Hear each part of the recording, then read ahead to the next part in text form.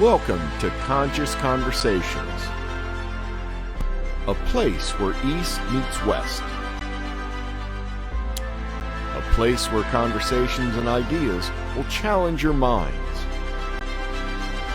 expand your consciousness, awaken your heart, and make you think more deeply about yourself and the world. Hello, everybody. Welcome to Conscious Conversations. I'm Anthony Profeta, and I'm here with co-host Wes Gordon. How are you doing today, Wes? Very good. Trying to stay warm. I hear you. It's been a little chilly for me out there, too. Coming back from Utah and Arizona, I thought I'd be coming back to Florida to get warm again, but hasn't really turned out that way yet. You brought the cold there. Might be. I might have been. I might have brought back a little bit because I do like a little bit of the changes of weather, but not this cold. But I do love this time of year. I don't know about you, but to me, this is always a magical time of year. It's become a lot more magical for me again now that I have a young son, so get to see the season through his eyes. But this is really a very sacred and special time of year for many traditions, many people around the world. This isn't just a very sacred time of year for the Christians. So one thing that is a common thread throughout this time, through all the traditions and faiths, is really that it's an honoring of light, or the light, but in different ways.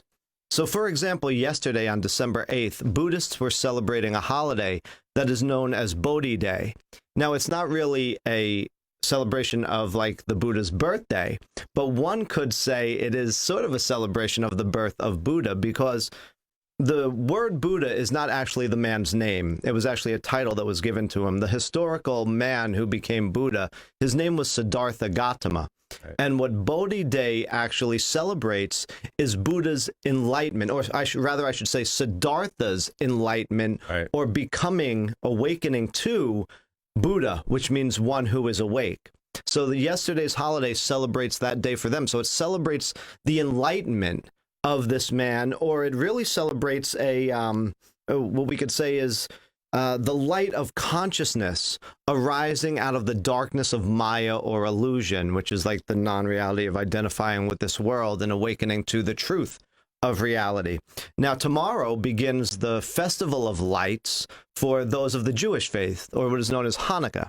And now in a couple of days, or maybe I should say a couple of weeks, Christians and Catholics around the world will be celebrating one of their main festivals and holidays, which is known as Christmas, which celebrates the light of the world, which came in through the man known as Jesus, or Jesus Christ. Right. And long before the birth of the Buddha, long before the birth of Christ, many traditions around the world were celebrating something known as the winter solstice, which occurs on December 21st. And the solstice was actually, both the winter solstice and the summer solstice were actually considered very important days. And there are many temples you could find around the world that have been built so that on those days the sun aligns perfectly with these temples and so on and so forth.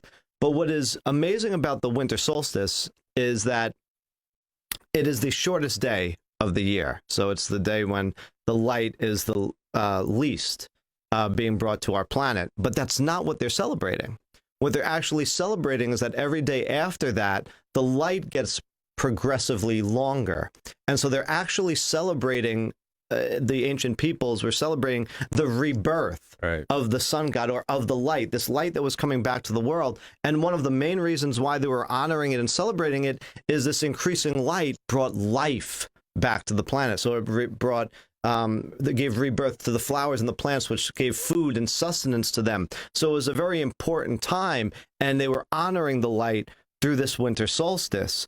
And so, therefore, the oldest ceremonies were ceremonies and holidays or festivals that were honoring the physical light that was brought to the world through maybe the sun or the star, which exists out in the universe somewhere. But he slowly began to evolve into festivals and holidays that began to honor the light that was brought into the world by divine beings, which is a very interesting sort of concept. But really, sadly, a lot of that has been forgotten.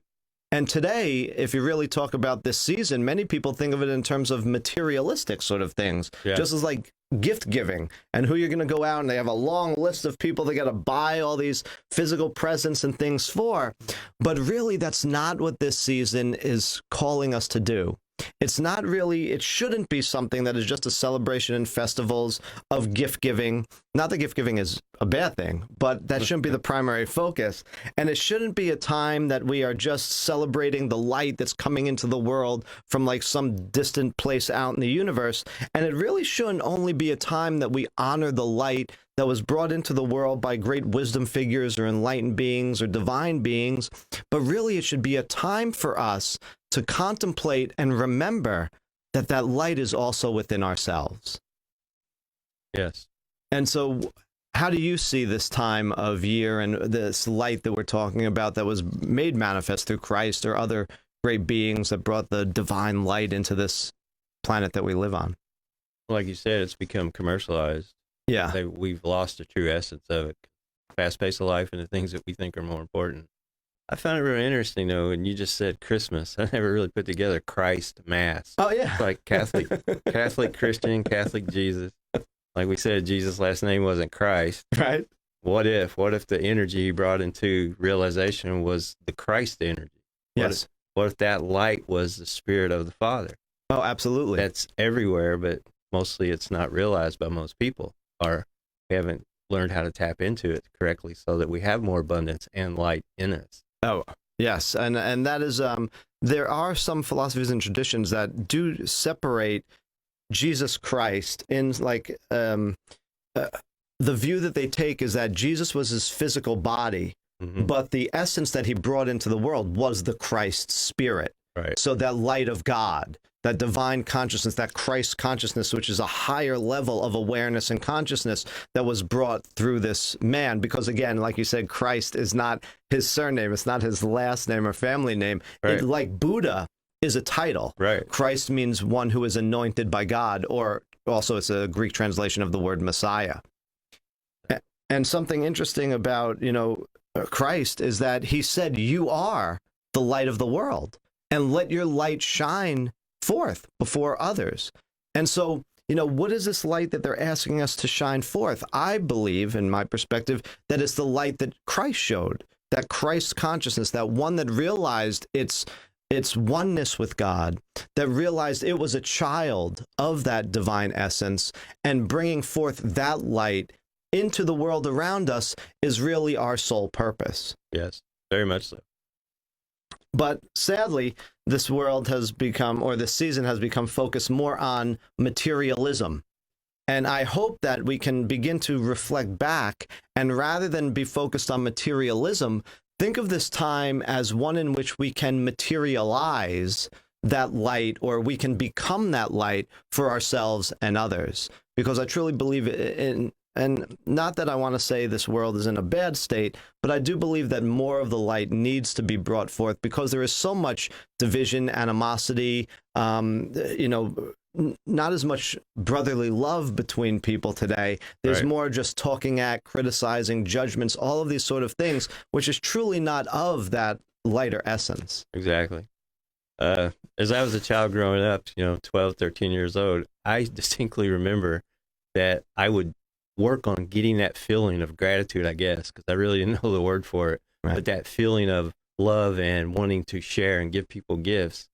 And like each year, if that didn't happen before Christmas, like there was a time there where it didn't happen, I felt like somehow I'd done something wrong. It's like, oh no, I don't feel all this, joy and this, childlike activity happening. Yes. But when I did, I thought, oh yeah, I'm in there. I got it. But yeah, I turned it into like, some type of, it has to be a certain way when it should be all the time. Right. Yes. Yeah. And great point. It shouldn't just be also something that's limited to this season of the year. Exactly. We should be striving for this throughout our entire lives and throughout the entire year, not just make it one little maybe month or period of time that we're just focusing on bringing this forth within ourselves. Yeah, and when you do, you bring so much more abundance into your life. Absolutely. Because you're giving to others. You're sharing this essence of what's in all of us, and it resonates with other folks. And that's just a natural abundance attractor. I mean, it's not like you're looking for the material stuff, but it's just more things start happening. People want to help you more. Things show up easier. It's a great way to live. Absolutely. There's that statement, seek first the kingdom of God and everything else will be added to you. It's true. It's true.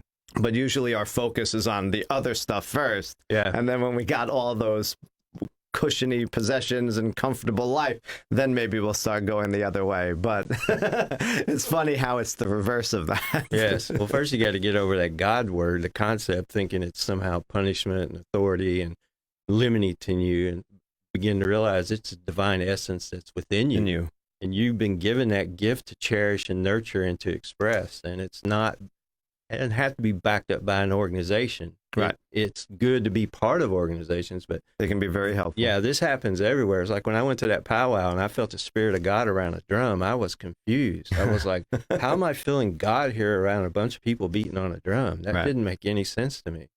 So it started expanding my thinking, like, wait a minute, there's more to this story than I realized. Right. Yeah.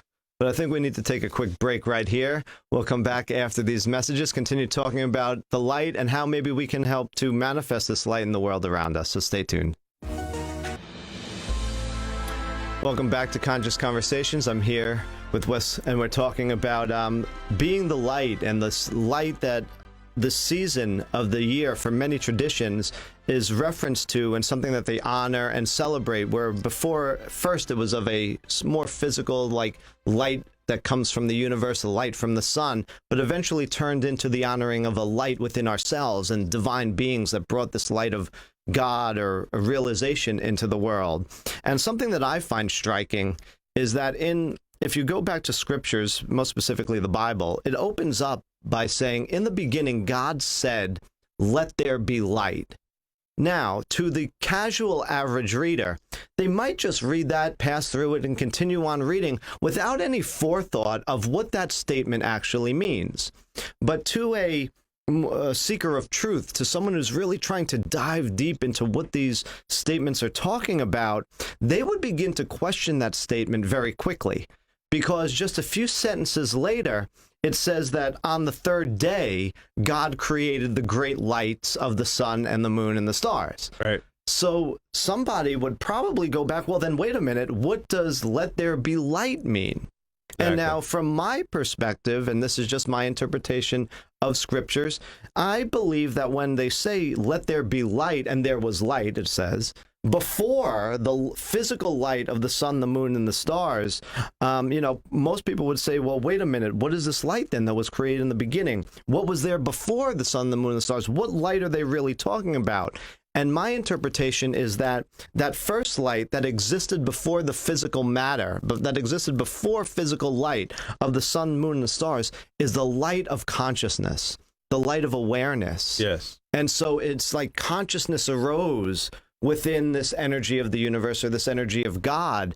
And that is the light that we bring into the world. Now, I believe, in my perspective and opinion, this first light that arose was God consciousness, or Christ consciousness, which could be a reason why the Christ is referred to as the first begotten Son. So it's a level of consciousness, a high level of consciousness that is one with God, recognizes its oneness with God, and that light arose, and then lights of other consciousness, our consciousnesses, began to arise within, and our sort of quote-unquote souls were created. But the truth of our journey is to try to re-spiritualize ourselves into the awakening and oneness that we are of that light of consciousness that is one with the divine essence. And our purpose is to sort of bring forth that divine spark into the world around us. Absolutely. And so, have you ever heard of it being interpreted that way before, or? I hadn't up until a few years ago. Okay. And then it really caught me, left field. I was like, whoa, wait a minute. There wasn't a sun yet. Hey, right. What is this light? And then, yes, I come to the same conclusion that you have. Oh, absolutely. I love that. Interesting, because, I feel that the attunement to this highest level of consciousness is why it's written in also one of the letters of the New Testament says, let the mind of Christ be within you. So the mind of Christ was what I consider a very high level of consciousness. Jesus attained a very high level of awareness. He was a true enlightened being coming from a level of consciousness that knew directly its oneness and consciousness with God itself. And we have the ability to attune ourselves to that level of consciousness and that divine light, which is why many of the great beings, and it doesn't matter to me what you call it, whether you call it awakening your Buddha nature, whether you call it connecting with the Great Spirit, whether you call it the attainment of your Christ, Krishna, Shiva, or God consciousness, or anything like that, it doesn't matter to me. But all of those great teachers would say that, like Buddha taught, the nature of enlightenment is already within you. The potential's there. Jesus taught that the kingdom of God is already within you. Yeah. So the purpose of being the light is beginning to manifest that kingdom from within you into the world around you. But it's not really, in my opinion, just understanding that intellectually. Going around and just saying, I'm a divine being, I am one with God. Has to go deeper. Right. Yes. It has to come from a direct experience and a feeling, and really bringing that out, moving it out of the head and really experiencing it fully. Yes, that key word, experiencing it, that's the whole difference right there when it comes into full realization for yourself. But the mental part is one of the stages to getting there. You have to sow those seeds into your consciousness to start having those develop so that you can step into the experiences. Yes.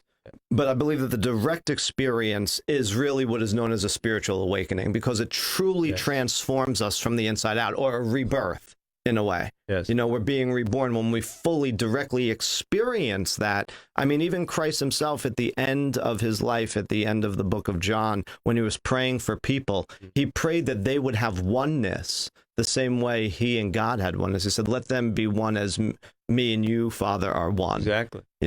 And the same thing he said in Nicodemus. He said you had to be born again. Yes. And that was like confusing to him. He was totally thinking physical. You lost your mind. How do I go back into my mother's womb and do this all over again? Exactly. There has to be a change take place, transformation. Right. Yeah, and I believe that we're on this earth in order to come to the full realization of that again, who and what we truly are. We think, and I use think sort of like in quotations there, because we think we've lost something. We think we're separate. Right. And what we think we lost is really not really lost at all. It's just hiding, I believe, like within us. We're veiled from this truth that we are really spiritual beings. I like the term that you use, that we're unrealized. Yes. And we have to re-realize that again, come to the realization of our spiritual essence, our spiritual nature. But to do that, we must step aside, and we've used these terms and these ideas before, but we must surrender ourselves, step aside, let go of our selfishness, so that that true essence, that true light can shine forth. If you think of coal and a diamond are the exact same thing. It's just that the diamond is coal that has gone under a transformation. Yes. But only the diamond, if you shine light on it, reflects back elegantly and brilliantly that light. Right. And we're like this coal now in this physical state. body, in this state. And we need to transform ourselves into that diamond, spiritualize ourselves so that we can shine forth and become that light. And like Jesus said, you are the light of the world, but shine it forth before all men, so that your Father will be glorified. And to do that, I believe we have to spiritualize ourselves. Yes, and that's not just a process of, I think this and now I am. Right. There's a soul discipline. There's a process. That's the part people don't like, because they hear that dying daily. Dying to what? Yeah. Dying to the things that block that energy from flowing through you fully. And once you start to realize what those are for yourself, because this has to be a personal journey, a personal experience. No one can do this for you. Correct. You have to do it on your own. All you can do is hear about it, but you have to integrate it within yourself to have the actual experience. Yeah, I love that you're saying that right now, because again, all the great figures and wisdom figures and divine beings, they basically told us this. Buddha taught that no one can do the work for you. Yeah. You alone must walk the path. You alone must do the work. And Jesus himself said, narrow is the way that leads to life, and very few there are that find it. So, it takes a lot of dedication. It takes a lot of practice. And these great wisdom figures that have come into the earth, they should be at least honored for the courage, the strength, and the will that they had to persevere in this path to attain what they did attain and to bring forth out of themselves what they did. It is not an easy path to walk. No. And even the Bhagavad Gita of the Hindus, it says, that 1 in every 1,000 searches for God. But out of those few that search, only a rare one truly ever finds him. And so, again, that's just saying how much work and dedication it truly does take to transform yourself. Absolutely. The ego likes to take you on a trip and make you think you're special, and you're not. Right. That's one of the things that make people fall off. Like, oh, I'm so much. I got all this going. I know so much more than you. When the reality is you can't have any of that thinking to be what we're talking about. Right. That has to go. And the other thing to know is that none of these great beings said they were the only ones. Like, they were the exceptions to the rule. They all came teaching that what we attained, you can attain. Jesus never said that he is the Son of God. He is the Son of God, and everybody else is not. If you go back and read the Sermon on the Mount, there's many times he was referring to God and teaching the crowd, God is your Father. Mm-hmm. Pray to your Father in secret. And your Father will reward you openly. When he was asked how to pray, he didn't say, pray to my Father. He said, pray our Father. He was trying to awaken the consciousness of these people to the idea that we are all children of God. Yes. And we are all these lights. We are all these divine sparks.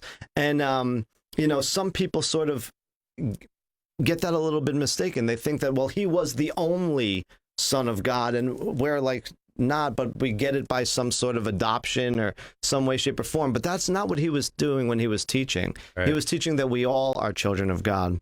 So one of the best ways that we can shine this light, though, is through love. So I encourage you all during this holiday season to love without ceasing. Let your light shine before all, so that those that know you but don't know God may come to know God by knowing you. And I thank you all for your time and attention this week. We love you. We hope you will join our Conscious Conversations Facebook page and add your comments. What does being the light mean to you? What does shining your light forth before men mean to you? We'd love your feedback. We'd love to know what you think. Thank you all for listening, and we look forward to you joining us next week. Thank you all. We love you, and we're grateful for you.